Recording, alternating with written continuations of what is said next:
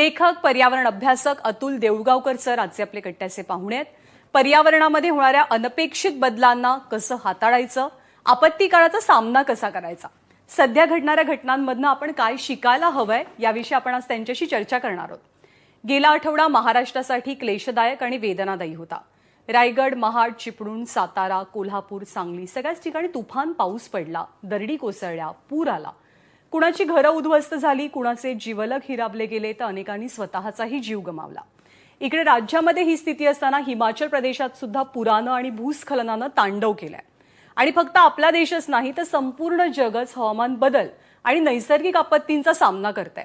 अशा आपत्ती घडल्या की आपणाला निसर्गाचा प्रकोप, निसर्गाचं रौद्र रूप अशी लेबलं लावून टाकतो, पण या आपत्ती घडण्यामागे मानवी चुकांचा किती मोठा वाटा आहे हे अगदी सहज विसरतो।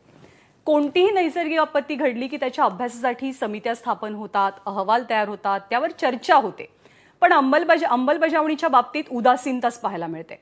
आजचे आपले कट्ट्याचे पाहुणे असलेले अतुल देऊळगावकर सर गेली जवळपास 2 दशकं आपल्या पर्यावरण विषयक अभ्यासातनं निसर्ग देत असलेल्या धोक्याच्या इशाऱ्यांकडे लक्ष वेधतात।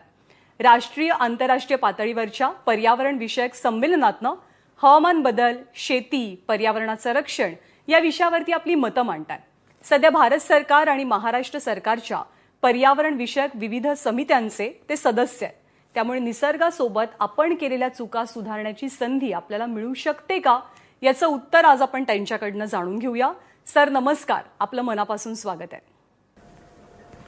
नमस्कार अतुल, आत्ता म्हणजे मी अलीकडेच उत्तराखंडला जाऊन आलो होतो आणि तिथं ज्या पद्धतीनं रस्त्यांचं चौपदरीकरणाचं काम करण्यासाठी म्हणून डोंगर कापणं सुरू होतं, तर पर्यावरणाच्या बद्दल खरं तर म्हणजे फार त्याच्याबद्दलचं माहिती नसताना सुद्धा हे जाणवत होतं की हे जे सुरू आहे ते भयंकर, भीषण आणि संतापजनक आहे आणि त्याचे परिणाम आज तिथं बघायला मिळत आहेत। आणि आपल्याकडेही ज्या पद्धतीनं दरडी कोसळत आहेत, गाडगिळांनी एक अहवाल दिला होता, त्याची ज्या पद्धतीनं कुचेष्टा केली गेली, त्याला हीन लेखलं गेलं, तर ह्या सगळ्याचा परिपाक म्हणून आत्ता जे आपल्याकडं होतंय, जे आपल्याला बघायला मिळतंय, ते आलेलं आहे वाट्याला आपल्या। अगदी बरोबर आहे। म्हणजे आपण जर आपला इतिहास पाहिला तर कोणे एकेकाळी भारताच्या 1/3 जी क्षेत्रफळ आहे त्यावर जंगल होतं, साधारणपणे 8 कोटी hectare. 1901 Sample complete. Ready to continue?